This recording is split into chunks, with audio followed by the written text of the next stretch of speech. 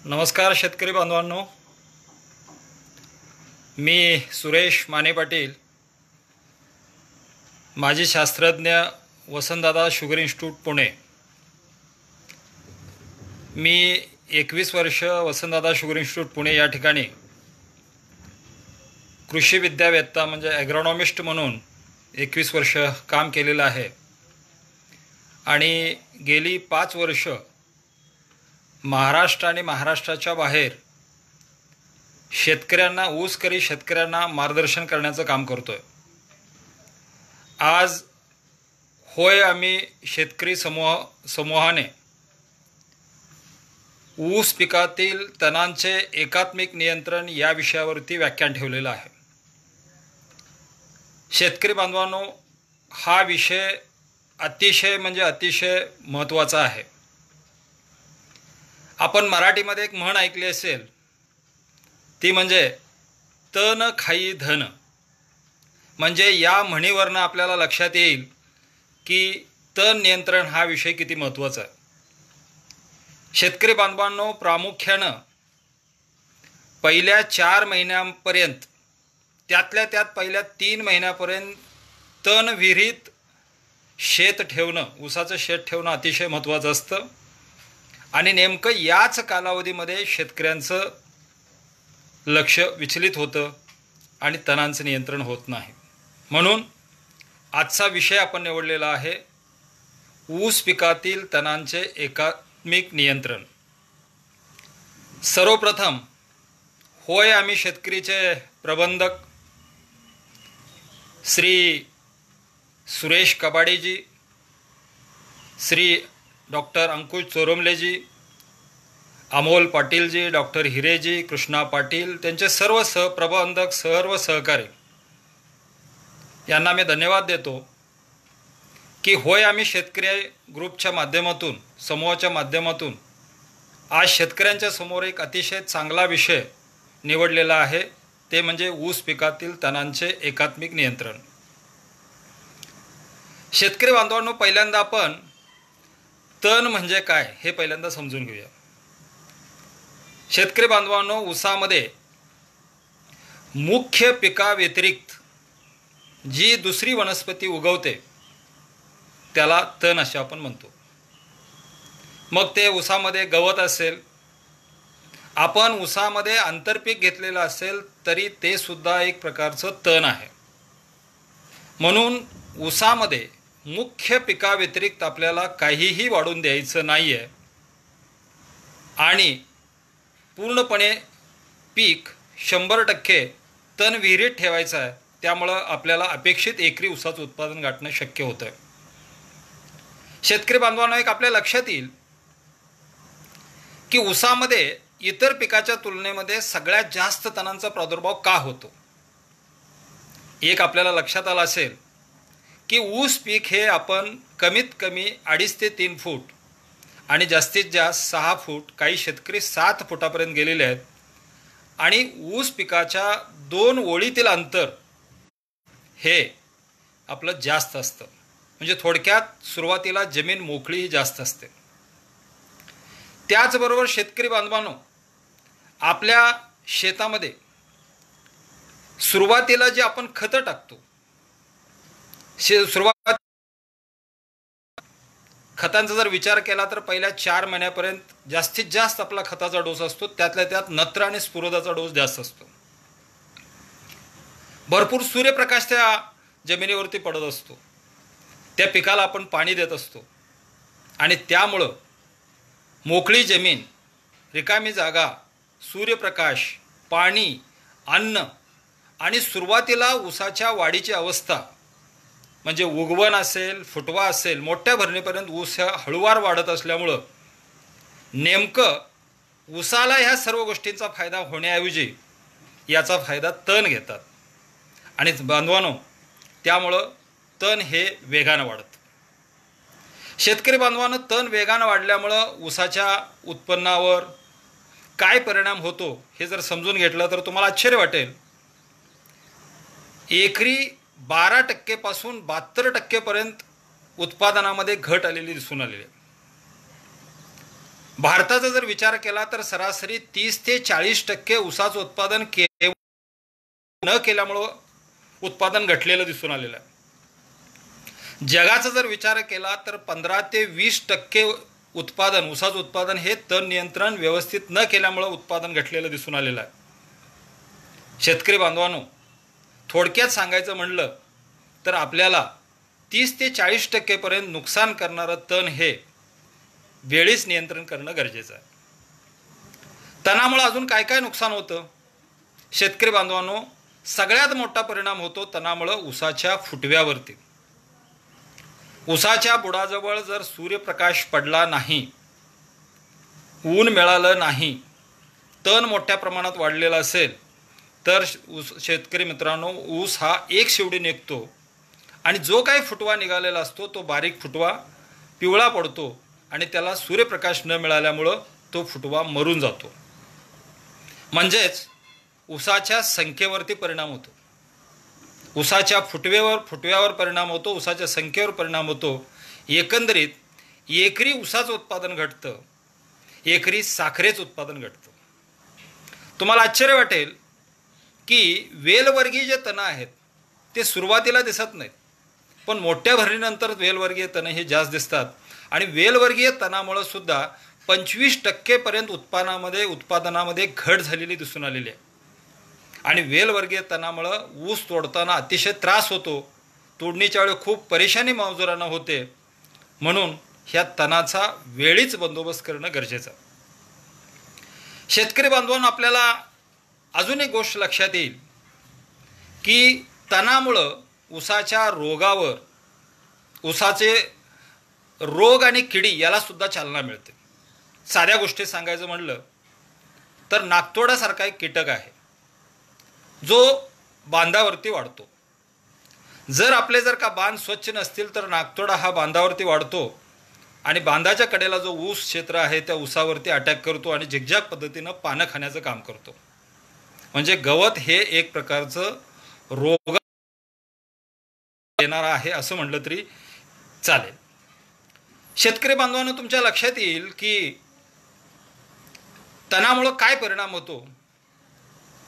सुरुवातीच्या 4 महिन्याच्या कालावधीमध्ये तण हे ऊसाच्या पेक्षा जास्त वेगानं वाढत असल्यामुळं ऊस पिकाला दिलेलं आपण जे नत्र आहे, स्फुरद आहे, नत्र म्हणजे युरिया म्हणा, अमोनियम सल्फेट म्हणा, स्फुरद म्हणजे सुपरफॉस्फेट म्हणा, DAP म्हणा, 10-26-26 मधला पहिला 26 म्हणा, ही जी खतं आहेत ऊसाच्या तुलनेनं 4 पट वेगानं ही अन्नद्रव्याचं शोषण तण करत असतात. पोटॅश जो आहे ऊसाच्या तुलनेमध्ये 2.5 पटीनं तण हे शोषण करतात. खूप मोठ्या प्रमाणामध्ये, टनामध्ये म्हटलं तरी चालेल, मोठ्या प्रमाणामध्ये पाण्याचं शोषण करतात आणि यामुळं ऊसाच्या वाढीवर शेतकरी मित्रांनो परिणाम होतो. म्हणून आपल्याला तण नियंत्रण हा विषय अतिशय चांगल्या पद्धतीनं समजून घ्यायचा. आता तुम्हाला तण म्हणजे काय लक्षात आलं, म्हणजे मुख्य पिकाव्यतिरिक्त ऊसामध्ये जे वनस्पती आढळते त्याला तण म्हणलं जातं हे लक्षात आलं. त्याच्यामुळं काय नुकसान होतं लक्षात आलं. आता ऊसामध्ये कोणत्या प्रकारचे तण असतात हे पहिल्यांदा समजून घेतलं पाहिजे. शेतकरी बांधवांनो, ऊसामध्ये 2 प्रकारचे तण असतात.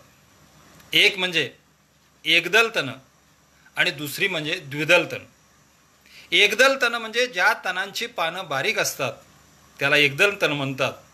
आणि शेतकरी बांधवांनो, जी तणं द्विदल म्हणजे ज्या तणाचं पान रुंद असतं, मोठं पान असतं, त्याला द्विदल वर्गीय तण म्हणतात.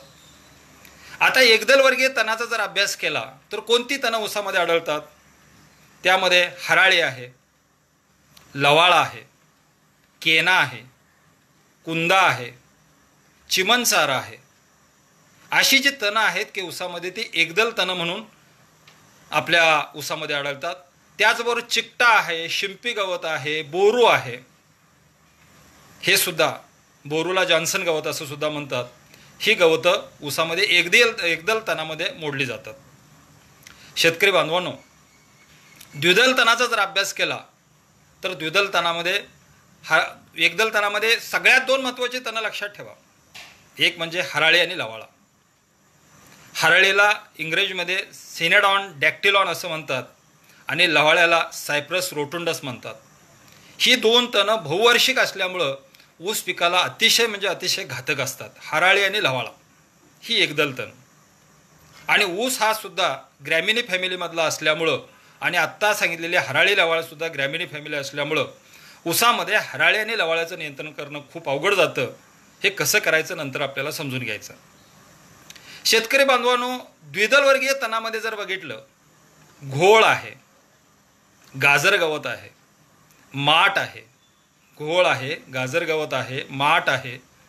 त्याचबरोबर आपल्याला द्विदल वर्गीय तणामध्ये तांदूळ जे आहे, गोखरू आहे, दुधाणी आहे, रेशीम काटा आहे, त्याचबरोबर जर्मन काटा आहे, ज्याला आपण सराटा म्हणतो तो आहे. ऊसामध्ये टार्फुला, अलीकडच्या काळामध्ये टार्फुला हा सगळ्यात डेंजरस तण आपल्या ऊसामध्ये दिसून येतं आहे. ऊसामध्ये वेल वाढतात, ज्याला आपण इंग्रजीमध्ये क्लाइंबर्स म्हणतो, वेल. मग त्यामध्ये वेलीमध्ये आमरवेल आहे, चांदवेल आहे, आकाशवेल आहे, दुधाणी आहे. त्याचबरोबर बथुआ नावाचं एक मोठ्या पानाचं तण मोठ्या प्रमाणात ऊसामध्ये वाढतं. शेतकरी बांधवांनो, एकदल तणं कोणती आणि द्विदल तणं कोणती हे आपल्याला लक्षात आलं. आता ही तणं नियंत्रित करत असताना मोठ्या पानाची तणं नियंत्रित करणं सोपं जातं आणि बारीक पानाची तणं नियंत्रित करणं अवघड जातं. म्हणून आपल्याला तण नियंत्रण हा विषय समजून घेत असताना एकात्मिक तण नियंत्रण हा विषय आपल्याला समजून घ्यायचा. यामध्ये पहिला जो आहे मुद्दा, जो म्हणजे प्रतिबंधात्मक उपाय. प्रतिबंधात्मक उपाय म्हणजे काय? ज्यावेळी शेतामध्ये पीक नसतं अशा वेळी तणांचं नियंत्रण कशा पद्धतीनं करायचं. शेतकरी बांधवांनो, ज्यावेळी शेतामध्ये पीक नसतं, जमीन रिकामी असते, त्यावेळी तणांचं नियंत्रण करत असताना प्रामुख्याने मार्च, एप्रिल, मे महिन्यामध्ये पहिलं पीक निघाल्यानंतर त्यातल्या त्यात हराळे आणि लवाळा ही बहुवार्षिक तणं जी आहेत, याचा नायनाट करण्यासाठी, याला नष्ट करण्यासाठी आपल्याला खोलवर आडवी उभी नांगरट करावी लागते. खोलवर आडवी उभी नांगरट करावी लागते. ढेकळं फोडावे लागतात. आडवा उभा कल्टिवेटर चालवावा लागतो. रान तापट ठेवावं लागतं.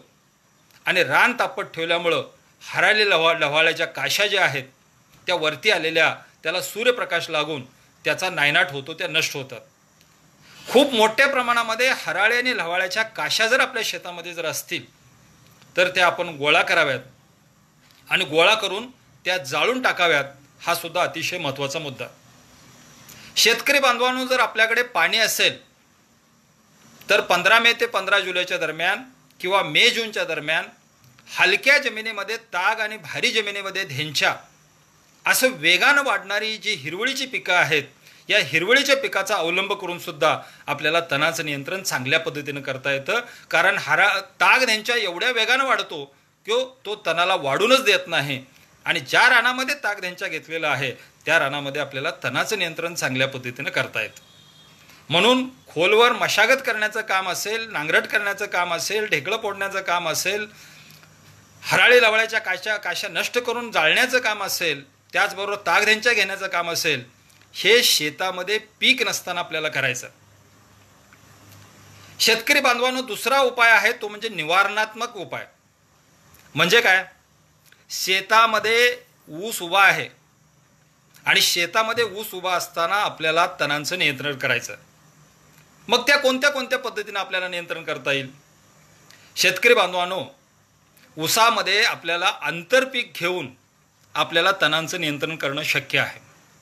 मग आंतरपीक कोणती कोणती आंतरपिकं आहेत? शेतकरी बांधवांनो,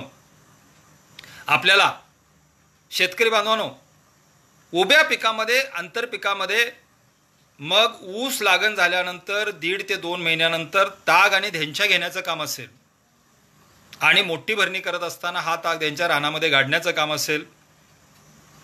त्याचबरोबर ऊसामध्ये सोयाबीन घेण्याचं काम असेल किंवा इतर आंतरपिकं जर आपण घेतली, मूग उडीद घेतला, भुईमूग घेतला, यामुळं आंतरपिकामुळं तणाशी स्पर्धा केली जाते आणि आपल्याला चांगल्या पद्धतीनं तण नियंत्रण करणं सोपं जातं. म्हणून ऊसामध्ये आंतरपीक घेणं हा एक तण नियंत्रणाचा एक चांगला पर्याय आहे. पण ते कसं घेतलं पाहिजे, काय घेतलं पाहिजे, नंतर मी माझ्या व्याख्यानात सांगणार आहे. दुसरा महत्त्वाचा मुद्दा शेतकरी बांधवांनो, जर आपल्याला 2 सरीतलं अंतर जास्त असेल आणि 4 फूट आहे, 4.5 फूट आहे, 5 फूट आहे, 5.5 फूट आहे, 6 फूट आहे, अशा रानामध्ये प्रामुख्यानं त्यातल्या त्यात खोडव्यामध्ये आपण पाचटाचं आच्छादन करतो. आणि पाचटाचं आच्छादन केल्यामुळं जमिनीवरती सूर्यप्रकाश पोचत नाही. आणि ज्यावेळी सूर्यप्रकाश पोचत नाही त्यावेळी शेतकरी बांधवांनो, आपल्याला तणाचं नियंत्रण हे आपोआप होतं. तण दबून जातं, तण वाढत नाही. त्यातल्या त्यात हराळी लव्हाळ्यासारखी जे तणं आहेत, आपण पाचडाचं आच्छादन केल्यामुळं ही तणं जमिनीमध्ये तशीच पडून राहतात, पिवळी पडतात आणि ऊसाला अपायकारक ठरत नाहीत. म्हणून पाचडाचं आच्छादन करणं हा एक महत्त्वाचा मुद्दा तण नियंत्रणाचा. दुसरा महत्त्वाचा मुद्दा आहे तो म्हणजे मशागती करून आपल्याला तणाचं नियंत्रण करता येतं.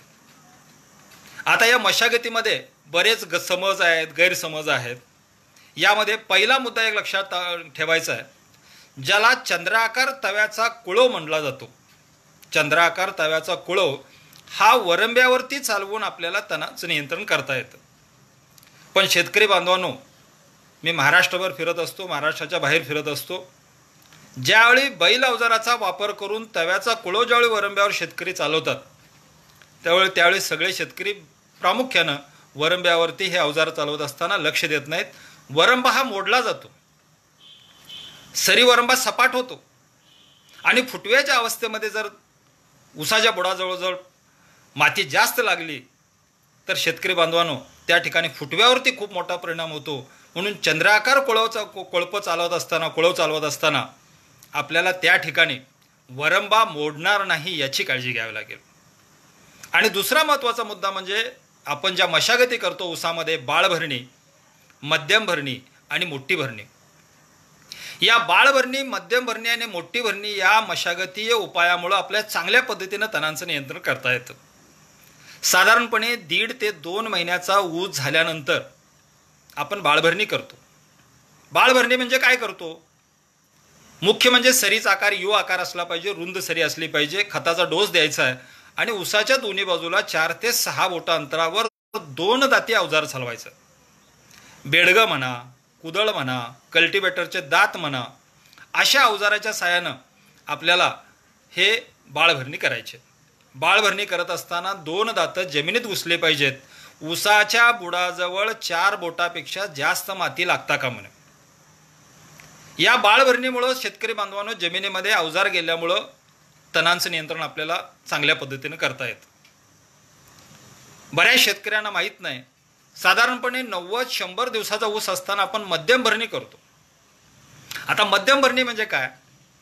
मध्यम भरणी म्हणजे शेतकरी बांधवांनो, फुटवा पूर्ण आल्यानंतर, फुटवा पूर्ण येण्याचं काम झाल्यानंतर आपल्याला 10 फुटामधल्या ऊसांची संख्या मोजायची आहे आणि अपेक्षित ऊसांची संख्या मिळाल्यानंतर आपल्याला वरंब्यावरती अवजार चालवायचं आहे किंवा ऊसाच्या दोन्ही बाजूला अवजार चालवायचं. आता अपेक्षित संख्या किती असली पाहिजे? साध्या सोप्या भाषेमध्ये भरणीच्या अगोदर आपल्याला एकरामध्ये 55 ते 60 हजार ऊस पाहिजेत. आणि भरणीच्या वेळी एकरामध्ये 55 ते 60 हजार ऊस ठेवण्यासाठी काय करावं लागेल? 10 फुटातले ऊस मोजायचे 5 ठिकाणी. सरीमधलं अंतर जर 4 फूट असेल तर 10 फुटामध्ये 50 ते 55 ऊस आपण ठेवायचे किंवा आहेत तेवढे आहेत की नाही पाहायचे. सरीमधलं अंतर 4.5 फूट असेल तर 10 फुटामध्ये 55 ते 60 ऊस. सरीतलं अंतर 5 फूट असेल तर 10 फुटामध्ये 65 ते 70 ऊस. सरीतलं अंतर 5.5 फूट असेल तर 10 फुटामध्ये 75 ऊस. सरीमधलं अंतर 6 फूट असेल तर 10 फुटामध्ये 75 ते 80 ऊस. आणि सरीमधलं अंतर 7 फूट असेल तर 10 फुटामध्ये 95 ते 100 ऊस. एवढे ऊस आहेत का बघायचे. 5 ठिकाणी ऊस मोजायचे. 2 महिने, 2.5 महिने आणि 3 महिन्याचा ऊस असताना 3 वेळा 10 फुटातले ऊस मोजायचे. आणि आत्ता सांगितल्याप्रमाणे ऊसांची संख्या जर असेल तर शेतकरी बांधवांनो, आपल्याला असं लक्षात येतं की आत्ता सांगितलेले आकडे, उदाहरणार्थ सरासरी अंदाजे 5 फुटाचं उदाहरण घेऊ. सरीतलं अंतर 5 फूट आहे आणि 10 फुटामध्ये 65 ते 70 ऊस मिळाले. 5 ठिकाणी सरासरी मिळाली, 10 ठिकाणी बघितले सरासरी मिळाली. अशा वेळी काय करायचं आहे? आपल्याला वरंब्यावरती छोट्या ट्रॅक्टरचा रोटावेटर चालवायचा. आणि छोट्या ट्रॅक्टरचा रोटावेटर जर वरंब्यावर चालवला किंवा ऊसाच्या दोन्ही बाजूला बळीराम नांगर जर आपण चालवला तर शेतकरी बांधवांनो, त्यावेळी जे काही तण असतं त्या तणांचं नियंत्रण होतं. म्हणून मध्यम भरणी करत असताना तणाचं नियंत्रण आपल्याला आत्ता सांगितल्याप्रमाणे आपण 3.5 महिन्यानंतर भरणी करतो, मोठी भरणी करतो. आणि पाट पाणी असेल तर 4 महिन्यानंतर आपण ऊसाची मोठी भरणी करतो, 4 ते 4.5 महिन्याच्या दरम्यान. मोठी भरणी करत असताना आपण वरंब्याची सरी करतो, सरीचा वरंबा करतो. आणि यावेळी काही जण रिजरचा वापर करतात, काही जण छोट्या ट्रॅक्टरच्या रोटावेटरचा वापर करतात, काही जण 13 HP पॉवर टिलरचा वापर करतात. आता बाजारामध्ये मोठ्या भरणीचा रोटावेटर आलेला आहे, डबल शाफ्टवाला, त्याचा वापर करतात. या अवजाराच्या सहाय्याने आपण सरीचा वरंबा करतो, वरंब्याची सरी करतो, मोठी भरणी करतो. आणि या मोठ्या भरणीच्या वेळेससुद्धा आपल्याला जे काही तण रानामध्ये असेल त्याचं नियंत्रण करता येतं. बघा शेतकरी बांधवांनो, बाळ भरणी 1.5 ते 2 महिन्याच्या ऊसाला, मध्यम भरणी 90 ते 100 दिवसाच्या ऊसाला आणि मोठी भरणी साधारणपणे 4 ते 4.5 महिन्याच्या ऊसाला हे करत असताना, मशागत करत असताना आपल्याला तणाचं नियंत्रण अतिशय चांगल्या पद्धतीनं करता येतं. शेतकरी बांधवांनो, फक्त मशागत करत असताना चुकीच्या पद्धतीनं मशागत करू नका. फुटव्याच्या अवस्थेमध्ये जर ऊसाच्या बुडाजवळ जर माती जास्त लागली तर फुटवा कमी फुटतो. म्हणून आपल्याला मध्यम भरणीच्या वेळेपर्यंत 3-3.5 महिन्याचा ऊस होईपर्यंत सरीच्या जागी सरी आणि वरंब्याच्या जागी वरंबा राहिला पाहिजे. आणि तणांचं पण नियंत्रण झालं पाहिजे, हे सुद्धा आपण काळजी घेतली पाहिजे. शेतकरी बांधवांनो, अजून एक मुद्दा आहे, तो म्हणजे पारंपरिक खुरपणी. खुरपणी केल्यामुळे अतिशय चांगल्या पद्धतीने तणाचं नियंत्रण करता येते. त्यामुळं जमिनी धुसफुशीत होते, जमिनीमध्ये हवा खेळती राहते, ऊसाच्या वाढीला चालना मिळते. उत्पादन वाढण्यासाठी खुरपणी हा एक चांगला पर्याय आहे, तण नियंत्रण करण्यासाठी एक चांगला पर्याय. पण शेतकरी बांधवांनो, अलीकडच्या काळामध्ये मजूर मिळत नाहीत, मजुरीचे दर वाढलेले आहेत, मजुरांची काम करण्याची मानसिकता बदललेली आहे. आणि अशा अनेक कारणामुळं आपल्याला मजुराच्या सहाय्यानं खुरपणी करणं हे अवघड होत चाललेलं आहे. म्हणून मजुराच्या सहाय्यानं खुरपणी करत असताना अर्थशास्त्र जर पाहिलं, खर्च जर पाहिला, तर आपल्याला कमीत कमी मोठ्या भरणीपर्यंत 2 ते 3 तरी कमीत कमी खुरपण्या ह्या कराव्या लागतात. आणि एका खुरपणीला नाही म्हटलं तर 1,500 पर्यंत 2,000 पर्यंत खर्च येतो. 3 खुरपण्याचा खर्च 4 ते 5,000च्या वरती जातो. आणि खर्च वाढल्यामुळं शेतकरी बांधवांनो, मजुराच्या सहाय्यानं खुरपणी करून ही शेती आता अलीकडच्या काळामध्ये परवडण्याची झालेली आहे.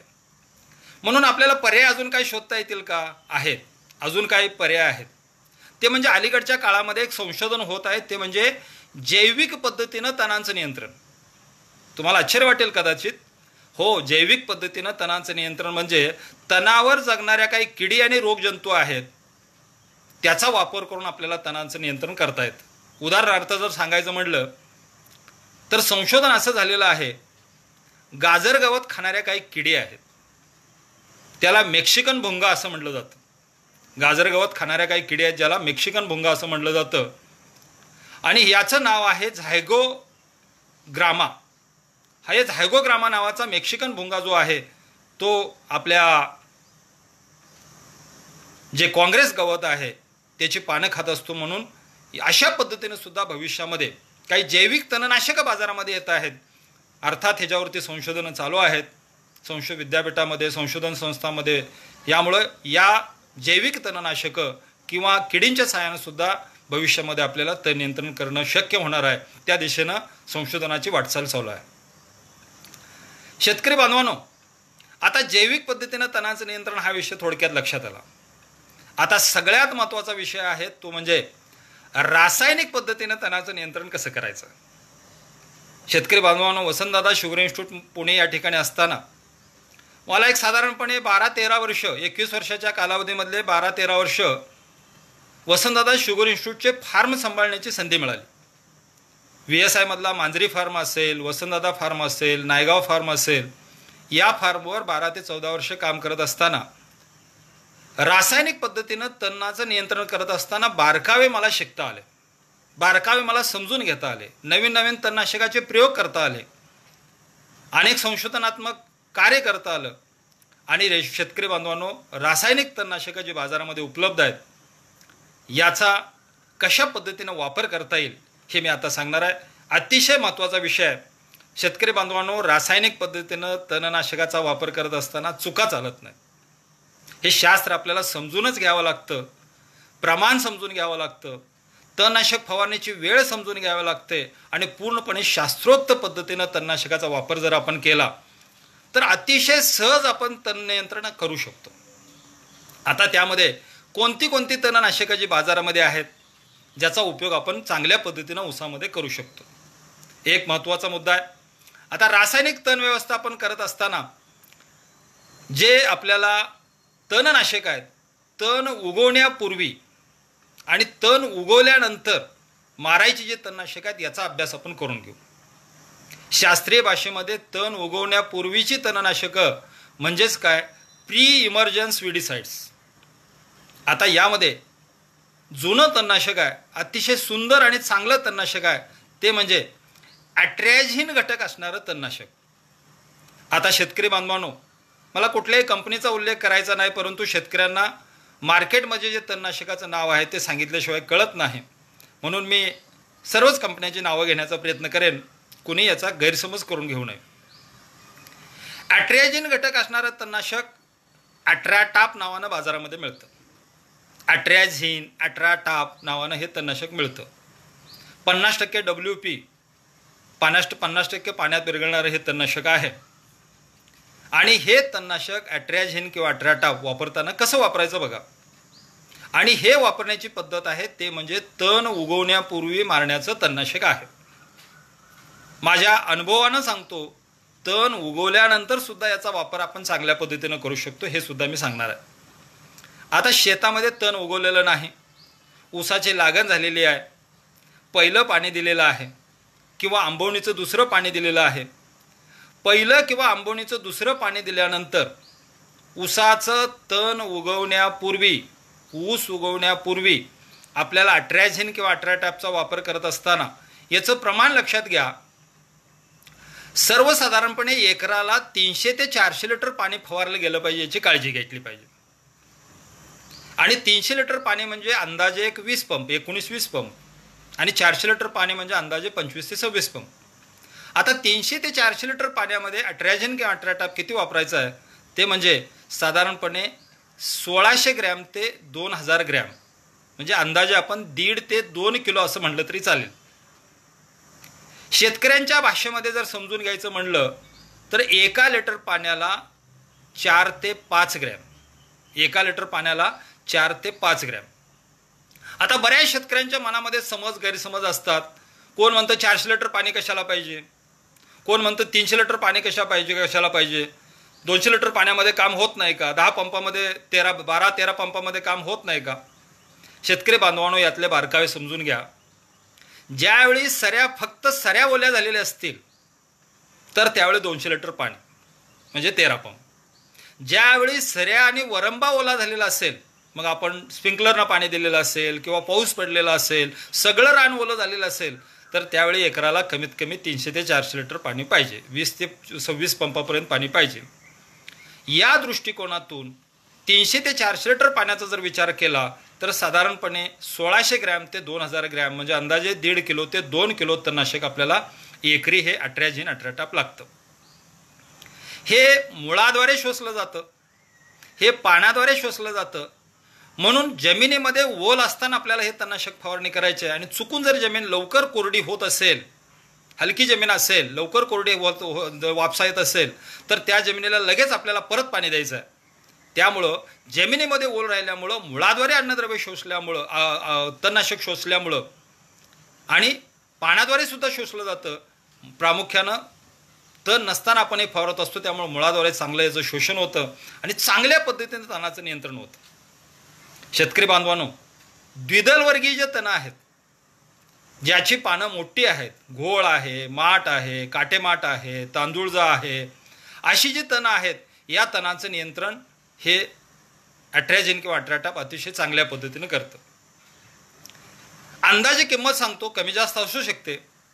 250 रुपये 300 रुपये किलो या पद्धतीने तणनाशक मिळतं. स्वस्त तणनाशक आहे आणि चांगल्या पद्धतीनं तणाचं नियंत्रण या पद्धतीनं करता येतं. हे ॲट्रॅझिन किंवा ॲट्राटॅप 2,4-D बरोबर मिसळून सुद्धा आपल्याला वापरता येतं. म्हणून ज्यावेळी तण 2 ते 3 पानावर असतं त्यावेळी याची फवारणी करू शकतो. किंवा शेतामध्ये तण खूप मोठ्या प्रमाणात वाढलेलं असेल तर त्यावेळी खुरपणी करूनसुद्धा या तणनाशकाचा वापर करता येतो. आणि जोडीला आत्ता सांगितल्याप्रमाणे समजा आपण 200 लिटर पाणी घेतोय आणि फक्त सरीमध्येच तण वाढलेला आहे, तर त्यावेळी 800 ते 1000 ग्रॅम म्हणजे साधारणपणे 1 किलोपर्यंत हे अट्रॅझिन किंवा अट्राटॅप फक्त सरीमध्ये फवारायचं असेल तर घ्यायचं. आणि त्याच्या जोडीला 1 लिटर 2,4-D घ्यायचं.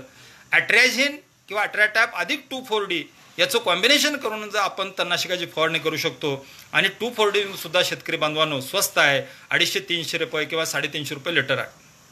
मला एकच सांगायचं आहे, शेतामध्ये तण नसताना किंवा तण दिसत असताना जर आपण फवारणी केली तर आपल्याला कमी खर्चामध्ये अतिशय चांगल्या पद्धतीनं तणाचं नियंत्रण करणं शक्य आहे. आता दुसरं जे तणनाशक मी सांगणार आहे ते म्हणजे मेट्रिबिजिन घटक असणारं तणनाशक. मेट्रिबिजिन 70% WP 70% WP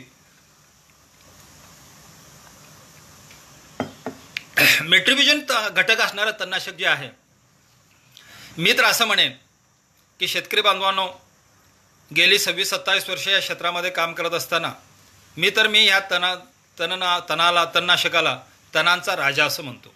मेट्रिबिजिन घटक असणारं तणनाशक आता बाजारामध्ये कोणत्या नावानं उपलब्ध आहे?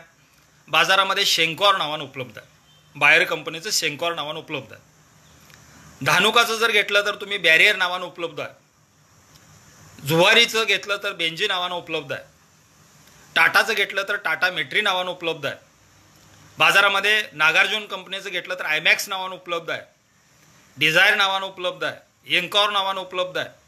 जरी शेंकॉर असेल, टाटा मेट्री असेल, डिझायर असेल, आयमॅक्स असेल किंवा एन्कॉर असेल, यामधला घटक महत्त्वाचा आहे तो म्हणजे मेट्रिबिजिन नावाचं तणनाशक. आणि या तणनाशकाला मी म्हणतो तणनाशकाचा राजा. हे तणनाशक तण उगवण्यापूर्वी मारता येतं, तण उगवून आल्यानंतर सुद्धा मारता येतं. आता याचं प्रमाण किती आहे बघा. शेतकरी बांधवांनो, साधारणपणे आपण एका एकरला सगळं रान ओलं झालेलं आहे असं जर गृहीत धरलं तर 300 ते 400 लिटर पाणी लागतं. आणि या 300 ते 400 लिटर पाण्यामध्ये आपल्याला एक साधारणपणे अर्धा किलो 500 ग्रॅम आणि जास्तीत जास्त तण जर मोठं झालेलं असेल तर 600 ते 700 ग्रॅम. तण जर लहान असेल, 2 ते 3 पानावर तण असेल, त्यावेळी जर तणनाशक हे जर मारलं त्यावेळी 300 लिटर पाण्यामध्ये 400 ते 500 ग्रॅम सुद्धा तणनाशक पुरेसं होतं. मग हे शेंकॉर तणनाशक कोणत्या वेळी कसं वापरायचं बघा. मी आत्ता सांगितलं, तण उगवण्यापूर्वी मारता येतं, तण उगवल्यानंतर सुद्धा मारता येतं. तण उगवण्यापूर्वी जर मारायचं असेल तर पहिलं पाणी दिल्यानंतर दुसऱ्या किंवा तिसऱ्या दिवशी, किंवा आंबवणीचं पाणी दिल्यानंतर दुसऱ्या किंवा तिसऱ्या दिवशी शेतकरी बांधवांनो आपल्याला तणनाशकाचा वापर करायचा आहे. 300 ते 400 लिटर पाण्यामध्ये अर्धा किलो 500 ते जास्तीत जास्त 600 ग्रॅम तण याचा वापर आपल्याला करायचा. 500 ते 600 ग्रॅमपर्यंत, जास्तीत जास्त 500 ते 600 ग्रॅम 300 ते 400 लिटर पाण्यामध्ये. शेतामध्ये तण नसताना, जमिनीमध्ये गरगरीत ओल असताना पाणी दिलेल्या दुसऱ्या किंवा तिसऱ्या दिवशी आपल्याला आत्ता सांगितल्याप्रमाणे या तणनाशकाचा उपयोग करायचा. आणि दुसरी पद्धत कशी आहे ते म्हणजे लागण झाल्यानंतर 15 दिवस झाले आहेत, 20 दिवस झाले आहेत, 25 दिवस झालेले आहेत, तणानं नुकतंच डोकं वर काढलेलं आहे, 2 ते 3 पानावरती तणं दिसत आहेत. अशा वेळी जर आपल्याला मेट्रिबिजिन घटक असणारं शेंकॉर, टाटा मेट्री किंवा डिझायर किंवा आयमॅक्स वापरायचं असेल तर आपल्याला साधारणपणे समजा त्यावेळी फक्त सरीमध्ये वापरणार असाल तर 200 ते 300 लिटर पाण्यामध्ये अर्धा किलो किंवा 600 ग्रॅमपर्यंत आपल्याला हे तणनाशक वापरायचं आहे.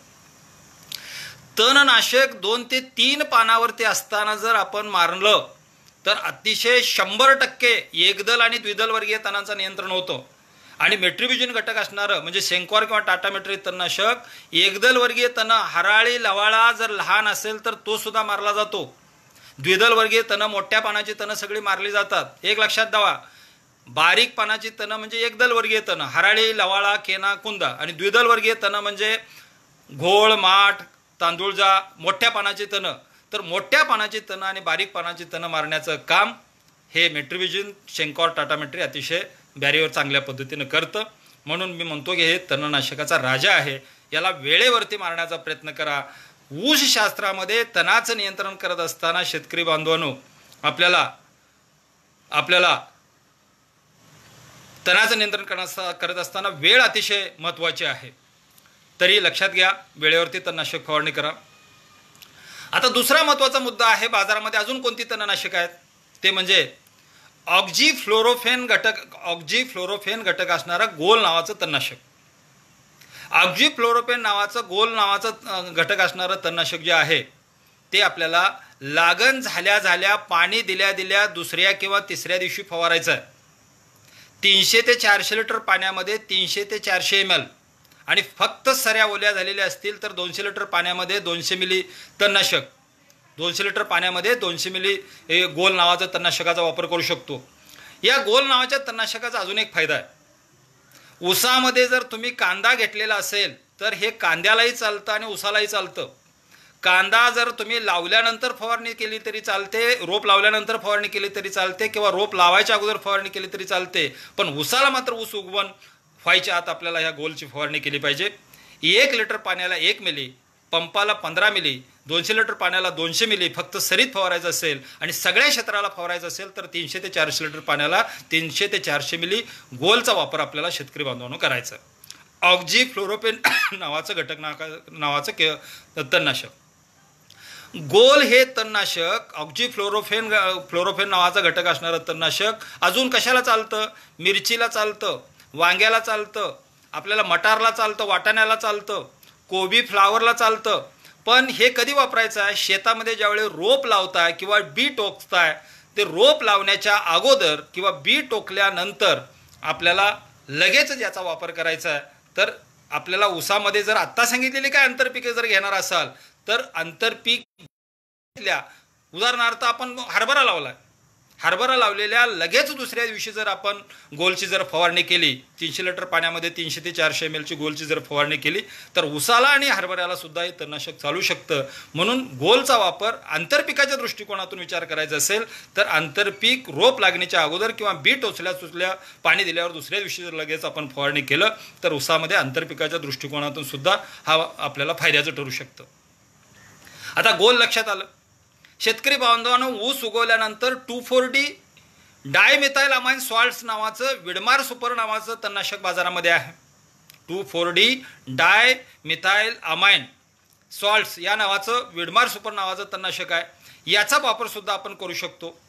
साधारणपणे 300 ते 400 लिटर पाण्यामध्ये आपल्याला एकरी 1 ते 1.5 लिटरपर्यंत, जर तण मोठं झालेलं असेल तर 2 लिटरपर्यंत आपण वापर करू शकतो. सरासरी 1 लिटर पाण्याला 5 ते 7 ml, पंपाला साधारणपणे 15×75 कमीत कमी 75 ml, जास्तीत जास्त 100 ml पर्यंत विडमार सुपर किंवा 2,4-D डायमिथाइल अमाइन सॉल्टचा वापर आपण करू शकतो. याच्या व्यतिरिक्त 2,4-D सोडियम सॉल्ट्स नावानं बाजारामध्ये तणनाशक मिळतं, फर्नोक्झोन किंवा 2,4-D नावानं मिळतं. हे सुद्धा आपल्याला जर पावडर फॉर्ममध्ये असेल तर एकरी अर्धा किलोपासून 1 किलोपर्यंत आपल्याला वापरता येतं. लिक्विड स्वरूपामध्ये असेल तर 1 एकरला 200 लिटर पाण्यामध्ये 1 लिटरपर्यंत वापरता येतं. 2,4-D नावाचं तणनाशक वापरत असताना एकच काळजी घेतली पाहिजे. परिसरामध्ये द्राक्षाची बाग असेल, कांद्याची शेती असेल, कापसाची शेती असेल, टमाटरची शेती असेल तर आपल्याला 2,4-Dचा वापर करता येत नाही. यामधनं गॅस तयार होतो आणि परिसरामध्ये 1-1.5 किलोमीटर परिसरामध्ये गॅस फॉर्मेशन झाल्यामुळं आपल्याला टोमॅटो नारळासारखा झालेला दिसेल, कापसाची द्राक्षाची पानं आकुंचन झालेले दिसतील. म्हणून शेजारी द्राक्षाच्या बागा जर असतील तर आपल्याला 2,4-Dचा वापर, कापसाची शेती असेल तर 2,4-Dचा वापर करून चालत नाही. चला, 2,4-Dला थोड्याशा मर्यादा आहेत, पण ऊस जर असेल तर त्या ठिकाणी 2,4-Dचा वापर आपण करू शकतो. बाजारामध्ये शेतकरी बांधवांनो डाययुरॉन नावाचं एक तणनाशक आहे. डाययुरेक्स नावाचा कंटेंट आहे. डाययुरॉन नावाचं तणनाशक आहे. 200 लिटर पाण्यामध्ये 1 किलो आणि 1 लिटर 2,4-D अमाइन सॉल्ट्स मिसळून जर आपण फवारणी तण उगवण्यापूर्वी आणि तण उगवल्यानंतर जर आपण तण उगवण्यापूर्वी फक्त डाययुरॉनचा वापर करता येतो. तण उगवल्यानंतर डाययुरॉन अधिक 2,4-D मिसळून जर वापरायचं तरी आपल्याला वापर करता येतो. चांगल्या पद्धतीनं तणाचं नियंत्रण करता येतं. शेतकरी बांधवांनो, बाजारामध्ये अजून एक चांगलं तणनाशक आहे, ते म्हणजे टेम्बोट्रियान नावाचं लॉडिस नावाचं एक तणनाशक आहे. आणि ही वापरण्याची पद्धत कशी आहे बघा. टेम्बोट्रियान म्हणजे लॉडिस नावाचा तणनाशकाचा वापर करायचा असेल तर 1 एकरला 200 लिटर पाणी घ्यायचं आहे. 200 लिटर पाण्यामध्ये 115 टेम्बोट्रियान नावाचं तणनाशक घ्यायचं आहे. त्यामध्ये 400 मिली ॲक्टिवेटर त्याच्यासोबत होतो, फ्री येतो, तो ॲक्टिवेटर मिसळायचा आहे आणि हे सगळं 200 लिटर पाण्यामध्ये मिसळायचं आहे. 200 लिटर पाणी, 200 milli activator, 400 milli activator, 115 milli लॉडिस, हे सगळं एकत्र करून फवारणी करत असताना याच्यामध्ये अर्धा किलो आपल्याला अट्रॅझिन किंवा अट्रॅटॅप सुद्धा मिसळता येतं. बाजारामध्ये फुस्ट नावानं मिळतं. हे अट्रॅझिन किंवा अट्रॅटॅप अर्धा किलो 115 बॉडीज ॲक्टिवेटर 400 ml आणि 200 लिटर पाणी शेतामध्ये तण दिसायला लागल्यानंतर जर आपण फवारणी केली तर शेतकरी बांधवांनो ऊस सोडून सर्व प्रकारची तण अतिशय चांगल्या पद्धतीने मारता येतात. जर द्विदल वर्गीय तण जर जास्त असतील तर लॉडिस प्लस अट्रॅटॅप, एकदल वर्गीय तण जर जास्त असतील तर लॉडिस प्लस सेंकॉर म्हणजे 115 ml लॉडिस आणि अर्धा किलो सेंकॉर या पद्धतीने सुद्धा तणनाशकाचा वापर आपल्याला करता येतो. म्हणून लॉडिस म्हणजे टेमोट्रियान घटक असणारा एक तणनाशक चांगला आहे. आपल्या ऊसामध्ये जर लवाळ्याचा प्रॉब्लेम जास्त असेल तर धानुका कंपनीचं सेम्प्रा नावाचं तणनाशक आहे. एका पंपाला 3.6 ग्रॅम, एका एकरला 150 लिटर पाण्यामध्ये 36 ग्रॅम हे सेम्प्रा नावाच्या तणनाशकाचा वापर करू शकतो. पण त्याला अटी आहेत.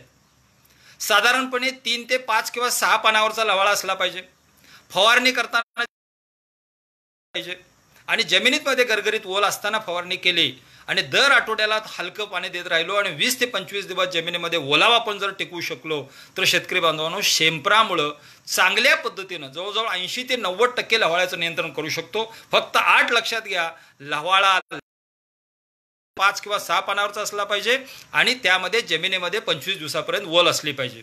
जर लवाळ्याला फुलं आलेली असतील तर सेम्प्रा तणनाशक मारून फायदा होणार नाही शेतकरी बांधवांनो. याच्या व्यतिरिक्त बायरचं सनराईज नावाचं तणनाशक आहे. पंपाला 25 ग्रॅम सनराईजचा वापर सुद्धा करू शकतो. लवाळा मारण्यासाठी सेम्प्रा हे तणनाशक फक्त लवाळ्यावरती काम करतं, इतर तणनाशकावरती काम करत नाही. त्याच्या जोडीला आपल्याला 25 ते 30 ग्रॅम मेट्रिब्युजिन घटक असणारं शेंकॉर असेल, बॅरियर असेल ते मिसळून फवारणी आपल्याला करता येते. शेत मोकळा आहे, पाण्याच्या पाटामधलं तण मारायचं आहे, बांधावरती तण मारायचं आहे, रिकाम्या जमिनीमधलं तण मारायचं असेल तर ग्लायपोसेट कंटेंट असणारं राऊंडअप चालतं, पॅराक्वाट कंटेंट असणारं ग्रॅमॅक्झोन चालतं, ammonium salts of glyphosate content असणारं मिरायकातर चालतं. मिरायकातरचा वापर करायचा असेल म्हणजे अमोनियम सॉल्ट्स ऑफ ग्लायपोसेटचा वापर करायचा असेल तर पंपाला 100 ग्रॅम, ग्रॅमॅक्झोनचा वापर करायचा असेल तर साधारणपणे पंपाला 75 ते 100 ml, ग्लायपोसेटचा वापर करायचा असेल म्हणजे राऊंडअपचा वापर करायचा असेल तर पंपाला 75-100 ml याचा वापर आपण मोकळ्या रानामध्ये पाण्याच्या पाटामध्ये बांधावरचं तण नियंत्रण करण्यासाठी करायचं. आता बरेच शेतकरी म्हणतात साहेब ऊसामध्ये आपल्याला तणनाशके मारता येईल का? ग्रॅमॅक्झोन असेल, राऊंडअप असेल, मेरा 71 असेल याचा वापर करायचा असेल तर हुडाचा वापर करून मधल्या फक्त बांधावरती मधल्या वरंब्यावरती तणनाशक आपण मारू शकतो. पण ऊसापासून अर्धा ते 1 फूट तणनाशक दूर राहिलं पाहिजे याची काळजी घेऊन हुडाचा वापर करून आपण आत्ता सांगितलेल्या अनिवडक तणनाशकाचा वापर आपण करू शकतो. तर ह्याची काळजी घेऊन तणनाशक वापरा. शेतकरी बांधवांनो शेतामध्ये तणनाशक वापरताना काय काळजी घेतली पाहिजे हे सुद्धा तितकंच महत्त्वाचं आहे. आता आपल्याला माहीत आहे कोरोनाचा इफेक्ट असल्यामुळे आपण साधारणपणे स्वच्छ हात धुतोय, तास 2 तासाला हात धुतोय.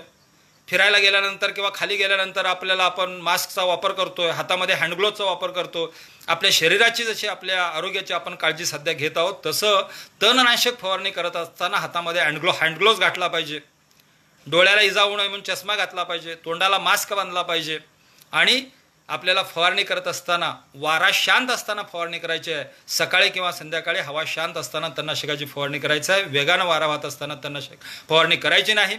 तणनाशक फवारणी करत असताना जमिनीमध्ये ओलावा असला पाहिजे. तणनाशक फवारणी करत असताना पाठीमागं सरत तणनाशक फवारणी केली पाहिजे किंवा वरंब्यावरनी चालायचं आहे आणि सरीमध्ये तणनाशक फवारायचं आहे. ज्या ठिकाणी तणनाशक फवारलंय त्या ठिकाणी चुकून जर आपला पाय पडला तर त्या ठिकाणी तण येऊ शकतं. म्हणून तणनाशक फवारणी केलेल्या जागेवरती तणनाशकाचा आपला पाऊल पडला नाही पाहिजे याची काळजी घ्यायची. शेतकरी बांधवांनो नोझलचा वापर करत असताना फ्लॅट फॅन नोझल नावाचा जो नोझल आहे किंवा फ्लड जेट नोझल नावाचा नोझल आहे त्याचा वापर आपण करावा. फवारणी करत असताना जमिनीपासून उंची 48 ते 50 सेंटीमीटर अंदाजे 1.5 फूट उंचीवरनं फवारणी झाली पाहिजे. जमिनीवरती तणावरती तणनाशक पडलं पाहिजे, पिकावर कमी पडलं पाहिजे याची काळजी घेतली पाहिजे. आणि पंप जो घेणार आहे तो पंप स्वच्छ धुवून घ्यायचा आहे. पाणी जे घेणार आहे ते स्वच्छ पाणी घ्यायचं आहे. गढूळ पाणी जर असेल तर शेतकरी मित्रांनो त्या ठिकाणी तणनाशकाचा इफेक्ट चांगल्या पद्धतीने आपल्याला घेता येणार नाही. आता हे सगळं तणनाशकाचा विषय समजून घेत असताना अजून एक थोडंसं विषयच्या वेगळं मी तुम्हाला सांगण्याचा प्रयत्न करणार आहे. ते म्हणजे शेतकरी बांधवांनो ॲग्रिसर्च कंपनीचं झिंकाबोर नावाचं एक प्रोडक्ट मार्केटमध्ये आहे द्रवरूप स्वरूपामध्ये, ज्याच्यामध्ये 3.5% झिंक आहे, 0.5% बोरान आहे, 1.5% कॅल्शियम आहे, 60% पोटॅश आहे. हे तणनाशकाबरोबर मिसळून वापरता येतं. साधारणपणे वापरण्याची पद्धत अशी आहे, 1 लिटर पाण्याला 3 ते 4 ml झिंकाबोर, पंपाला वापरायचा असेल तर 50 ml झिंकाबोरचा वापर करायचा आणि 1 एकरला साधारणपणे कमीत कमी 750 ml जास्तीत जास्त 1 लिटरपर्यंत झिंकाबोरचा वापर करू शकतो. झिंकाबोरमध्ये पोटॅशियम सॉल्टचे चिलेटेड कोटिंग केलेलं असल्यामुळं त्यामुळे 100% कोणत्याही तणनाशकाबरोबर आपल्याला वापर करता येतं. हे सोडियम फ्री आहे, पिकावरती परिणाम करत नाही. या 60% पोटॅश असल्यामुळं पोटॅश, त्याचबरोबर बोरान, कॅल्शियम, त्याचबरोबर पोटॅश असल्यामुळं आपल्या ऊसाची प्रतिकारशक्ती वाढवण्याचं काम करतं. आपल्याला हे वापरायचं कसं आहे, जे आपण तणनाशकाला पाणी घेणार आहे, उदाहरणार्थ 200 लिटर पाणी घेतलंय आणि या 200 लिटर पाण्यामध्ये साधारणपणे 750 ml किंवा जास्तीत जास्त 1000 ml पर्यंत आपल्याला हे झिंकाबोर मिसळायचं आहे. त्यामुळे जमिनीचा pH, पाण्याचा pH आपल्याला न्यूट्रल राखता येतो, 7 pH राखता येतो आणि मग त्यामध्ये तणनाशक मिसळायचं आहे आणि शेतकरी बांधवांना फवारणी करायची आहे. आपल्याला ऊसाची प्रतिकारशक्ती वाढवून तणाचं नियंत्रण करण्यासाठी झिंकाबोरचा वापर आपण करावा, पंपाला 50 ml. शेतकरी बांधवांनो, भरपूर काय सांगण्यासारखं आहे. तण नियंत्रण हा विषय इतका महत्त्वाचा आहे. एक इंग्रजीमध्ये एक म्हण आहे, राईट टाईम राईट ऑपरेशन. योग्य वेळी योग्य पद्धतीनं तणाचं नियंत्रण करण्यासाठी शास्त्रानं ठरवून दिलेल्या तणनाशकाचाच वापर आपल्याला करायचा आहे. तण उगवण्यापूर्वी आणि तण उगवल्यानंतर कोणतं मारायचं आहे, आत्ता सांगितल्याप्रमाणे लक्षात ठेवायचं आहे आणि जमिनीमध्ये ओल असताना मारायचं आहे. शेतकरी बांधवांनो, 2 ते 3 पानावरती तण असताना तणाचं नियंत्रण करणं जेवढं सोपं आहे, तेवढं तण मोठं झाल्यानंतर नियंत्रण करणं अवघड आहे. याच्या व्यतिरिक्त बाजारामध्ये आडामा कंपनीचं तमर नावाचं एक तणनाशक आहे, इस्रायलची कंपनी आहे. 10,001 आणि 8,005 मध्ये तमरचा वापर आपण करू नये. 86-032 265 किंवा इतर जाती असतील तर आपल्याला तमर आणि 2,4-D वापर सुद्धा करता येतो. 1 एकरला 200 लिटर पाण्यामध्ये 1 किलो तमर आणि 1 लिटर 2,4-D मिसळून आपल्याला हे तणनाशक वापरता येतं. प्रामुख्यानं ऊस मोठा झालेला असेल, 3 महिने, 4 महिने, 5 महिने, 6 महिन्याचा झालेला असेल आणि ऊसामध्ये तण जर वाढलेला असेल तर बिनधास्त आपण आत्ता सांगितल्याप्रमाणे 200 लिटर पाण्यामध्ये 1 किलो तमर आणि 1 लिटर 2,4-Dचा वापर करा. एकदल आणि द्विदल वर्गीय तण मारण्याची क्षमता तमर आणि 2,4-D मध्ये आहे. फक्त 10,001 आणि 8,005 मध्ये मात्र तमरचा वापर आपण करू नये. तर शेतकरी बांधवांनो, मी माझ्या पद्धतीने विषय आपल्यासमोर मांडणी करण्याचा प्रयत्न केलेला आहे. विषय खूप मोठा आहे, पण वेळेच्या मर्यादा आहेत. मला 45 मिनिटाचा वेळ देण्यात आलेला होता आणि या 45 मिनिटामध्ये मी एकाच पद्धतीनं तणाचं नियंत्रण कसं करावं हे सांगण्याचा प्रयत्न केलेला आहे. आपण आपल्या मनामध्ये काही शंका असतील, प्रश्न असतील तर जरूर विचाराव्यात, मी त्याची उत्तरं देणार आहे. आता माझ्या स्क्रीनवर काही प्रश्न दिसत आहेत, मी त्याची उत्तरं देण्याचा प्रयत्न करणार आहे. 5 मिनिटं तुमचा वेळ घेणार आहे. बरेच शेतकरी तणनाशके शिल्लक राहणार म्हणून जादा वापरतात, त्याविषयी काय सांगाल? शिफारशीपेक्षा जास्त वापर करतात. शेतकरी बांधवांनो, माझी एक नक्की विनंती आहे. जया पाटील नावाच्या शेतकऱ्यांचा प्रश्न आहे. शेतकरी बांधवांनो, ठरवून दिलेल्या प्रमाणातच तणनाशक वापरलं गेलं पाहिजे. पाणी कमी आणि तणनाशक जादा अशा पद्धतीने जर तणनाशकाचा वापर झाला तर जमिनीवरच्या जीवाणूवरती त्याचा परिणाम होतो, ऊसाच्या वाढीवर परिणाम होतो. म्हणून जमिनीत ओल असताना आणि सांगितलेल्या प्रमाणातच तणनाशक फवारणी झाली पाहिजे. अजून काय प्रश्न समोर दिसत आहेत? जसे प्रश्न माझ्या स्क्रीनच्या समोर दिसत आहेत त्याचे उत्तर मी देण्याचा प्रयत्न करणार आहे. हराळीसाठी तणनाशक कोणते? शेतकरी बांधवांना मी आत्ता सांगितलं, हराळीसाठी आपल्याला त्यावरती पाचटाचं आच्छादन करणं हे एकमेव पर्याय आहे. आणि सरीमधलं अंतर जर जास्त असेल तर ग्रॅमॅक्झोन आणि राऊंडअप पंपाला दोन्ही 75 ते 100 ml मिसळून आपण वापरू शकतो. हुडाचा वापर करा, पण ऊसाच्या पानावर पडणार नाही याची काळजी घ्या. तसं बघायला गेलं तर हराळी हे ऊसाच्या जातीमधलंच तण असल्यामुळं, ग्रॅमिनी फॅमिलीमध्ये असल्यामुळं हराळी लवाळ्याचं नियंत्रण करणं थोडंसं अवघड आहे. ऊसामध्ये करणं अवघड आहे, पण मोकळ्या जमिनीमध्ये चांगल्या पद्धतीने तणाचं नियंत्रण आपण करू शकतो. हराळीसाठी कोणते तणनाशक? शेतकरी बांधवांनो, राऊंडअप, त्याचबरोबर ग्लायफोसेट कंटेंट असणारं राऊंडअप आणि पॅराक्वांट कंटेंट असणारं ग्रॅमॅक्झोन. आत्ता मी सांगतो या पद्धतीनं हुडाचा वापर करून मधल्या रिकाम्या जागेमध्ये आपल्याला हराळीसाठी वापरू शकतो, पण ऊसाच्या पानावर पडणार नाही याची काळजी आपल्याला घ्यावी लागेल. तणनाशक फवारणी केल्यामुळे जमिनीच्या जीवाणूवरती परिणाम होतो काय? प्रमाणामध्ये जर फवारणी केली तर काही परिणाम होत नाहीत. जमिनीमध्ये ओल असताना तणनाशकाची जर फवारणी केली तर शेतकरी बांधवांनो 43,560 चौरस फुटावरती एक गोगलगाई गेल्यानंतर एक पातळ थर दिसतो चमकणारा, त्या पद्धतीनं हा थर दिसतो आणि येणाऱ्या तणाला रोखण्याचं कार्य करत असतो. म्हणून प्रमाणात तणनाशक जर मारलं तर जमिनीवरच्या जीवाणूवरती परिणाम होत नाही आणि कोणतेही तणनाशक साधारणपणे 1 ते 1.5 महिनाच कार्यरत असतं. नंतर ते कुजून जातं, त्याचं डिग्रेडेशन होतं, त्याचा मग नंतर जमिनीवरती परिणाम राहत नाही. तणनाशक वापरताना काही शेवटी त्यात खते किंवा मायक्रोन्यूट्रिएंट मिसळतात. मी आत्ता सांगितल्याप्रमाणे झिंका बोरचा वापर आपण करू शकतो, त्याच्या ट्रायल झालेल्या आहेत. पंपाला 50 ml झिंका बोरचा वापर आपण करावा. तणनाशकामध्ये आपल्याला झिंका बोरचा वापर करावा, अर्थात यावरती ट्रायल अजून घेण्याची गरज आहे. काही शेतकरी मायक्रोन्यूट्रिएंटचा वापर करतात, यावरती म्हणाव्याशे मोठ्या प्रमाणामध्ये प्रयोग करण्याची गरज आहे. तणनाशकात युरिया लिंबू मिसळतात, हे योग्य आहे काय? लिंबू आपण पाण्याचा pH न्यूट्रल करण्यासाठी मिसळू शकतो, पण तणनाशकामध्ये युरिया मिसळण्याची गरज नाही. तणनाशक किती वेळा वापरावे? शेतकरी बांधवांनो, जे तण उगवण्यापूर्वी एकदा तणनाशक आणि तण उगवून आल्यानंतर एकदा तणनाशक, म्हणजे पहिल्या 10 दिवसाच्यात एकदा आणि नंतर साधारणपणे 30-35 दिवसाचा 40 दिवसाचा ऊस असताना एकदा तणाचं नियंत्रण करावं. लावाळ्याचा परत प्रश्न विचारला. मगाशी मी सांगितलं पंपाला 3.6 ग्रॅम सेम्प्रा किंवा पंपाला 25 ग्रॅम सनराइज नावाच्या तणनाशकाचा वापर आपण करावा लावाळ्यासाठी.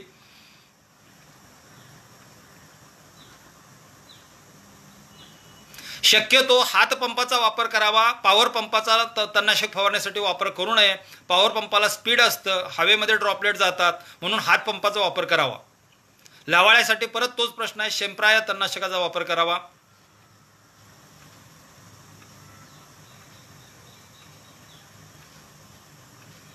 शक्यतो तणनाशकामध्ये इतर कोणतेही घटक न मिसळता तणनाशकाची फवारणी करावी.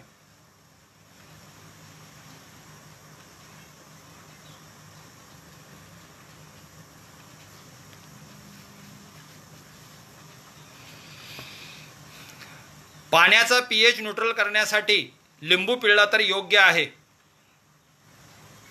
राहुल चव्हाण.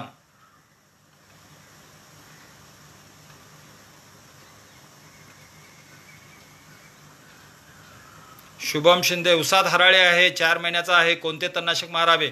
ग्रॅमॅक्झोन राऊंडअप हुडाचा वापर करून मारायचा आहे. हुमणी नियंत्रणासाठी लिसेंटा बरोबर डेसिस 100 मिसळणे गरजेचं आहे का? हुमणीला खास सुटण्यासाठी, हुमणी तळाला गेलेली वर मिसळण्यासाठी डेसिस 100 मिसळणं गरजेचं आहे. अर्थात ह्या विषयामधला विषय नाही, पण आपला प्रश्न आहे. 5.5 महिने उसासाठी फवारले तर चालेल का?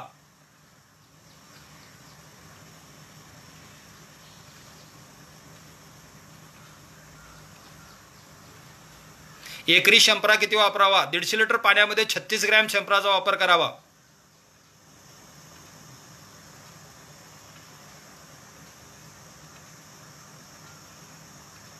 तणनाशक बंदीबद्दल काय सांगाल? दुसरा पर्याय काय आहे का?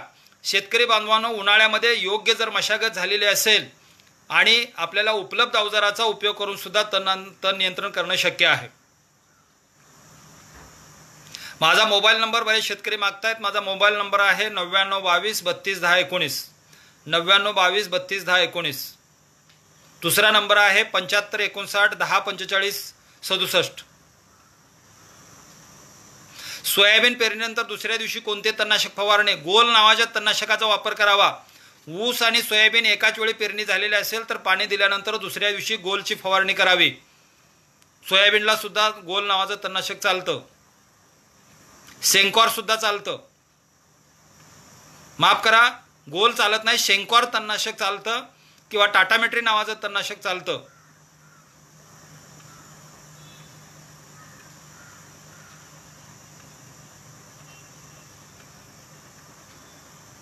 लागवडीआधी कोणते तणनाशक मारतात?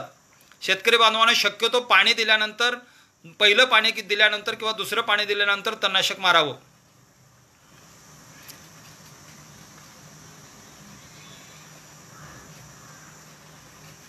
उसाचे फुटवे कसे काढावेत, म्हणजे कसे मोजावेत असा प्रश्न आहे का?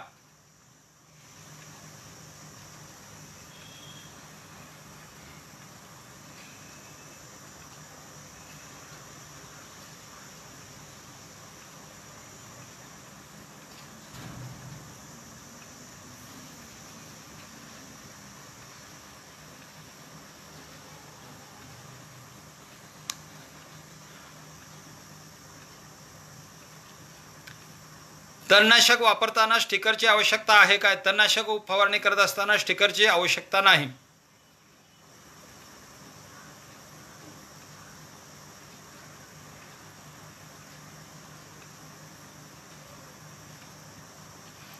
आठ 8005 मध्ये मेट्रिबिजिन घटक असणारं तणनाशक चालतं.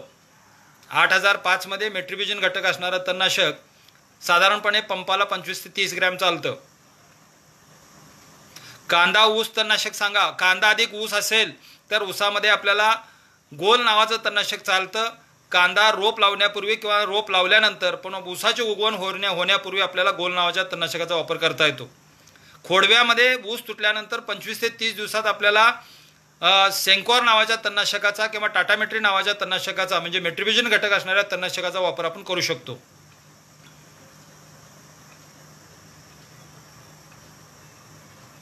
नंबर परत विचारलेला आहे 9922 32 10 19 9922 32 10 19 आणि दुसरा नंबर आहे 7559 10 45 67. सेंकॉर 2,4-D ऊस केल्यानंतर दुसऱ्या दिवशी फवारणी चालेल का? सेंकॉरचा वापर ऊस लागण केल्यानंतर दुसऱ्या दिवशी पाणी दिलेल्या दुसऱ्या दिवशी फवारणी केली तर चालते. मिरचीसाठी गोल नावाचं तणनाशक चालतं रोप लावणीच्या पूर्वी. ऊसामध्ये चांदवेल आहे तर कोणते तणनाशक वापरावे? ऊसामध्ये चांदवेल असेल तर विडमार सुपरचा वापर करता येईल किंवा 2,4-D डायमिथाइल अमाइन सॉल्ट्स किंवा 2,4-D सोडियम सॉल्टचा वापर करता येईल. बाजारामध्ये विडमार सुपर आणि जुरा नावाचे तणनाशक बाजारामध्ये आहेत, याचा वापर आपल्याला करता येईल.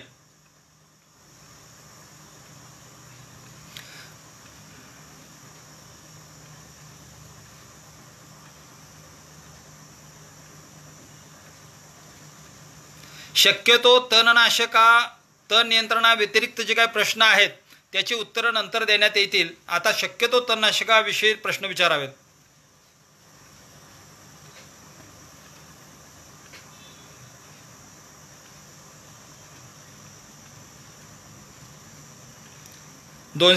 मध्ये राऊंडअप वापरलं तरी चालेल का? राऊंडअपचा वापर करायला हरकत नाही. मोठ्या ऊसामध्ये वापर करावा. शक्यतो हुडाचा वापर करून वापर करा.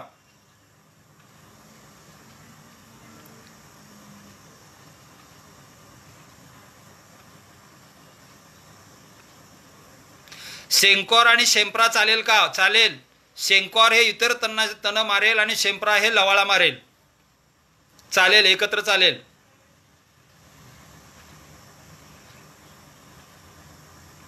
एक महिन्याच्या ऊसात तमर चालते का? 1 महिन्याच्या ऊसात तमर मारायला हरकत नाही, पण ऊसाच्या वाढीवर हलकासा परिणाम होतो म्हणून शक्यतो मोठ्या ऊसामध्ये तमर 2,4-Dचा वापर करावा.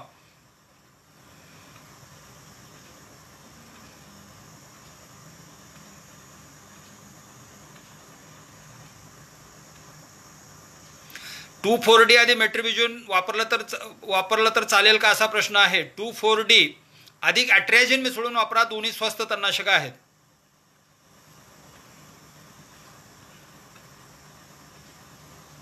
हराळीवर तणनाशकाने कायमचा बंदोबस्त होऊ शकतो का? नाही. हराळी आणि लवाळ्याचा 100% बंदोबस्त करायचा असेल तर शेतकरी बांधवांनो उन्हाळ्यामध्ये खोलवर नांगरट करणे, त्याच्या काश्या वेचणे आणि ते जाळून टाकणे. राजगिरा पेरून लवाळा जातो असे म्हणतात, हे खरे आहे का? हो, खरे आहे. राजगिऱ्याच्या मुळावरती ज्या गाठी आहेत त्या गाठीवरनं विशिष्ट अशी ऍसिड्स होतं, हे बरोबर आहे. 10,001 मध्ये मेट्रिबिजिन नावाचं तणनाशक चालतं, सेंकॉर टाटामेट्री. ऊसामध्ये राऊंडअप वापरायचं असेल तर मोठ्या ऊसामध्ये वापरावं.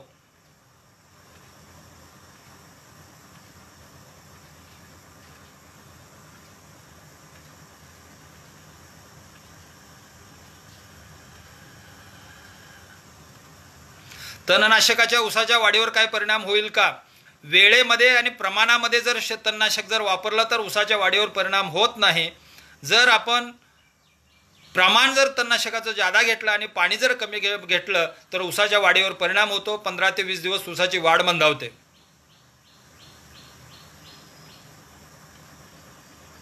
बरेच प्रश्न उंदराचे आहेत, बरेच प्रश्न कपाशीवरच्या तणनाशकाचे आहेत. शेतकरी बांधवांनो विषय सोडून शक्यतो बोलणं योग्य होणार नाही.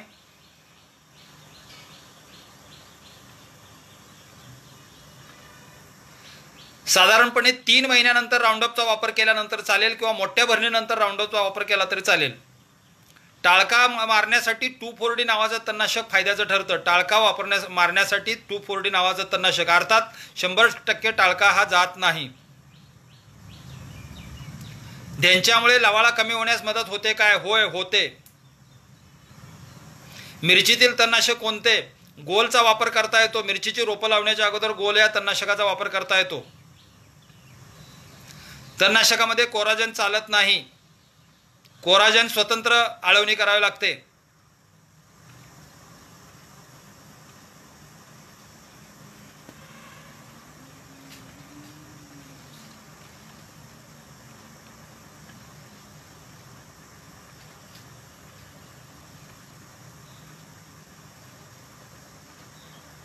सेंकॉरचे प्रमाण काय आहे?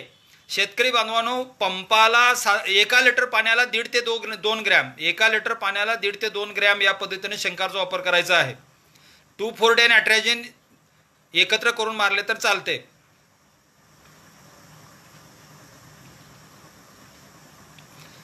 ऊसाची मोठी भरणी झाल्यानंतर 2,4-D ची जर फवारणी केली, ऊसाची मोठी भरणी झाल्यानंतर सरीमध्ये 2,4-D जर फवारणी केली तर वेलवर्गीय तणांचं नियंत्रण होतं.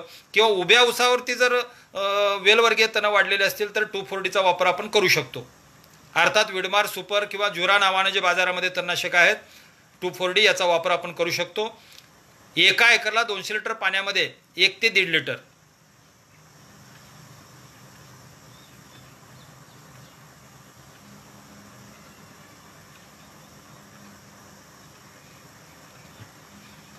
ते काकांना फोन करे, थांबायचं का म्हणून.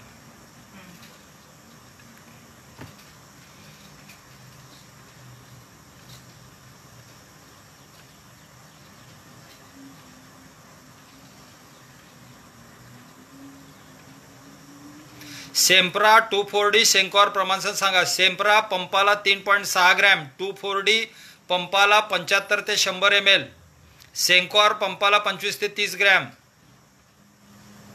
तागामुळे तण मरले जाते का? मारले जाते. तागामुळे तण मारण्यास मदत होते. वाढीवर प्रतिबंध येतो.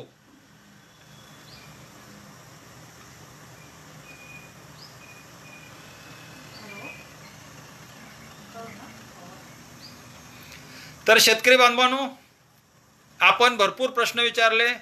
जास्तीत जास्त प्रश्नाची उत्तर देण्याचा मी प्रयत्न केला.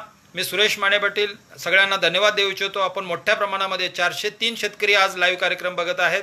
नंतर आपण काही कार्यक्रम बघणार आहात. काही शंका प्रश्न असल्यास होय आम्ही शेतकरी ग्रुपला प्रश्न विचारावेत किंवा माझाही नंबर मी दिलेला आहे, प्रश्न विचारावेत. आणि ऊसामध्ये एकात्मिक पद्धतीनं तण नियंत्रण करावं एवढी मी या ठिकाणी अपेक्षा व्यक्त करतो. वेळ लक्षात ठेवा, प्रमाण लक्षात ठेवा, जमिनीतली ओल लक्षात ठेवा, 2 ते 3 पानावरचं तण लक्षात ठेवा, शास्त्र लक्षात ठेवा आणि तणाचं नियंत्रण करा. तण जर नियंत्रण नाही केलं तर मोठा परिणाम ऊसाच्या वाढी उत्पन्नावर होतो, हे मी आत्ता सांगितलेलं आहे. धन्यवाद. नमस्कार शेतकरी बांधवांनो.